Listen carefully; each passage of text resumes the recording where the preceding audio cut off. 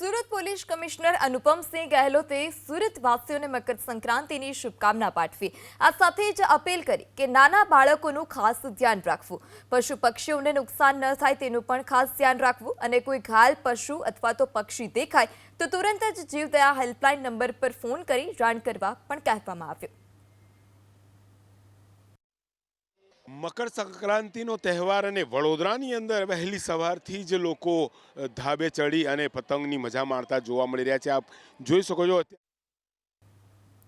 તો સુરતી વાસીઓને મકર સંક્રાંતિની police commissioner Anupamsinh ગહેલોતે શુભકામના પાઠવી છે। આ સાથે જ કાળજીપૂર્વક પર્વની ઉજવણી કરવા પણ કહેવામાં આવ્યું। જો કોઈ પશુ અથવા તો પક્ષી ઘાયલ હોય અને જો જાણ થાય તો તુરંત જ જીવદયા ટ્રસ્ટ અથવા તો જીવદયા જે સંસ્થા હોય છે તેઓને જાણ કરવા પણ અપીલ કરવામાં આવી। મારા પરિવાર તરફથી અને અમારા પોલીસ પરિવાર તરફથી અમારા સુરત શહેરના સમગ્ર નગરજનોને મકર સંક્રાંતિની ખૂબ ખૂબ શુભકામના આપું છું। ભગવાન સૂર્ય જે રીતે ઉત્તરાર્ધમાં પ્રવેશ કર્યા છે, જો આપની જિંદગીમાં બી આ રીતે જો ઉત્તરોત્તર પ્રગતિ થતી રહે એ બધાને શુભેચ્છા આપું છું। સાથોસાથ એક અપીલ કરું છું કે નાના બાળકોને લઈને જ્યારે આપ પતંગબાજી કરતા હો છો ત્યારે એટલા બી મશગુલ નહીં થઈ જાઓ કે આપ નાના બાળકોનું ધ્યાન નહીં રાખો।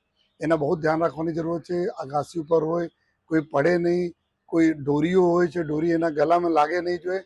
આપ બધા લોકો જો તકેદારી રાખશો જોઈએ। સાથોસાથ રોડ રસ્તાઓ ઉપર જો પતંગ લૂંટવા માટે નહીં આવો, અકસ્માત થવાના ડર રહે છે। ગળામાં થોડા તકેદારી રાખવાની જરૂર છે। પશુ પક્ષીઓ બી સાંજે જ્યારે આવે છે, જ્યારે પોતાના આપણા ઘરો ઉપર જતા હોય છે ત્યારે પણ આપ ધ્યાન રાખો જોઈએ કે એના કોઈ નુકસાન નહીં થાય। અને સાથોસાથ ચાઇનીઝ દોરી, ચાઇનીઝ તુક્કલ આ બધાનો ઉપયોગ બિલકુલ નહીં કરતા, એના ઉપર બી અમારી વાચ રહેશે જોઈએ, જેથી જો કોઈ આ પ્રતિબંધિત વસ્તુનો ઉપયોગ નહીં થાય, કોઈને અમારે પર્યાવરણ અને કોઈ પણ પશુ પક્ષી અને માનવ જિંદગી જોખમાય નહીં। આ પ્રકાર તમામ લોકો તકેદારી રાખીને આપ આ તહેવાર ખૂબ સારી રીતે ઉજવો એ બધાને મેં